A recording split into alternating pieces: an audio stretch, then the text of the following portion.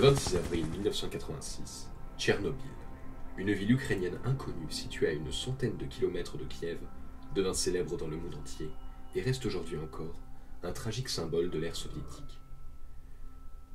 En ce jour funeste, l'un des 4 réacteurs de sa centrale nucléaire explosa, tuant 2 personnes sur le coup.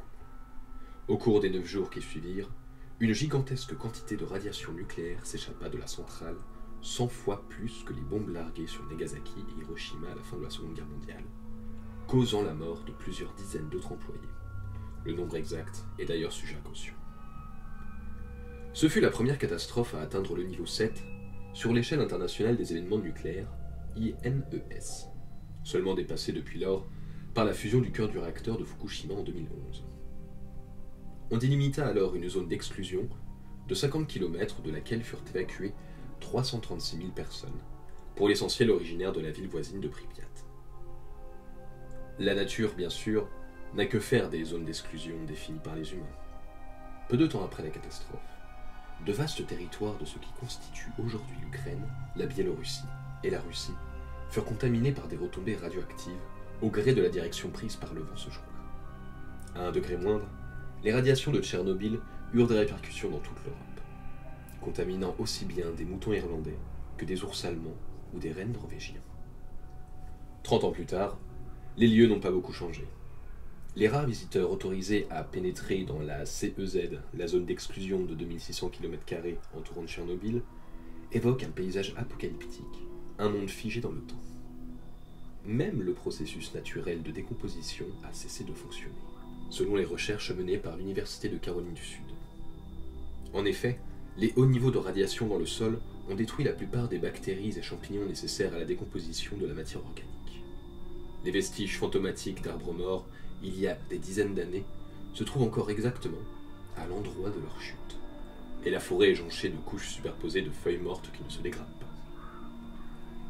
Les villes de la CEZ sont désormais des villes fantômes, presque totalement dépourvues d'habitants. Elles contiennent de la vie cependant. La flore et la faune sauvage ont saisi la chance qui leur était offerte de coloniser le site et de se propager sur ce territoire abandonné des hommes. La végétation jaillit d'immeubles aux vitres brisées, des plantes grimpantes recouvrent les murs et envahissent les toits. Le stade de Pripyat, où jouait l'équipe de foot locale, accueille désormais une petite forêt.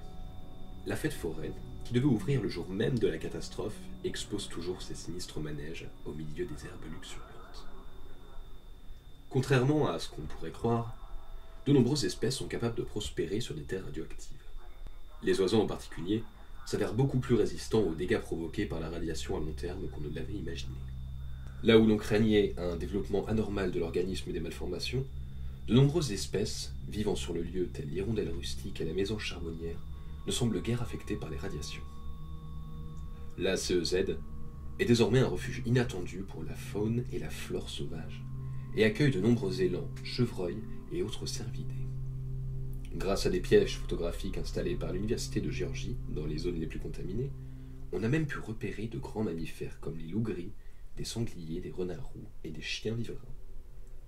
Avant la catastrophe, nombre de ces espèces avaient du mal à survivre en Ukraine, suite notamment à l'urbanisation des zones autrefois naturelles, et se voyaient menacées d'extinction. Aujourd'hui, au milieu des ruines de ce qui symbolisa un jour la puissance scientifique de l'homme, elles peuvent proliférer, prospérer comme bon leur semble, sans avoir à se soucier des conséquences de l'activité humaine.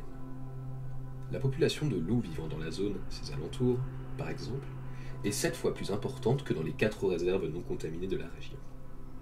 Cette terre est désormais la leur. La faune sauvage se réapproprie les lieux, les loups arpentent les rues désertes, et les cerfs parcourent en toute liberté les vestiges de la catastrophe nucléaire de Tchernobyl.